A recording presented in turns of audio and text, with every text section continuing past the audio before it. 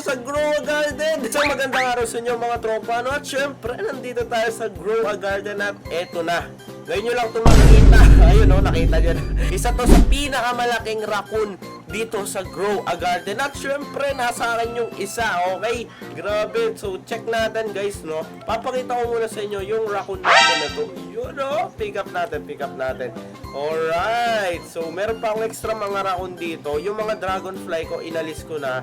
Raccoon naman ang aking kukunin. So, grabe, guys. So, napakagandang raccoon. So, check natin, paano kaya to, ano kaya yung tsura nito pag kukuha ng ano, no? Pag kukuha sa ibang garden, grabe, halatang-halata siguro siya, no, guys?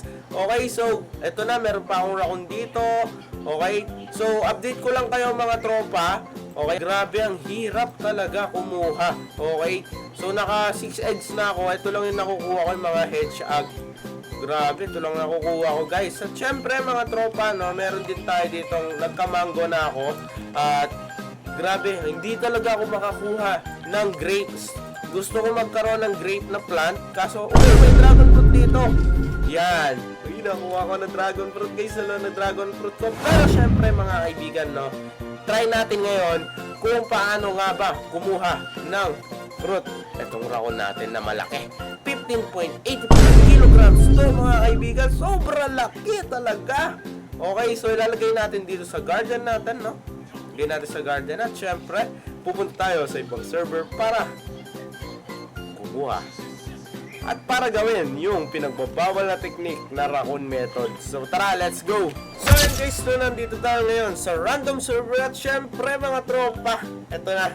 Gagawin natin ang pinagbabawal na technique. Okay, so itong raccoon natin, guys, okay, pupunta siya sa ibang garden para pumitas ng fruit. Sana ito yung pitasin niya, no? Grabe, ang ganda dito. Meron din, ano, mushroom, no? So yun, guys, nagnakaw na! Asa na? Ayun! Hey! Laki! Oh! Eto na, guys, nagnanakaw na yung pinakamalaki raccoon dito sa Grow a Garden. Alit pa naman malaki, no? Pabol tayo. Pabol! Uy, abulin mo ako, raccoon. Lumabas na siya, guys. Oh my goodness. Eto na, pabol tayo. Kumuha na din itong isa, guys. Kumuha na din itong isa. Eto na, uy, pati yung isa, guys. Tatlo na yung kumuha. Uy, yun yung kinuha ng isa. Oh my goodness, ang ganda ng kinuha nila, guys. Eto na yung raccoon ko, pati yung anak niya, guys, no. Grabe, laki. Oh, tara na. Kukunin na natin. Bang! Okay, nakakuha siya ng dragon fruit. Okay, check natin. Ito, guys, ito yung nakuha. Grabe, galing na mga ano natin, no? So, sa mga tropa natin dyan, guys, sa patuloy na sumusuporta, maraming salamat po mga tropa. At syempre, don't forget to like and share. So, hanggang doon lang tayo, guys.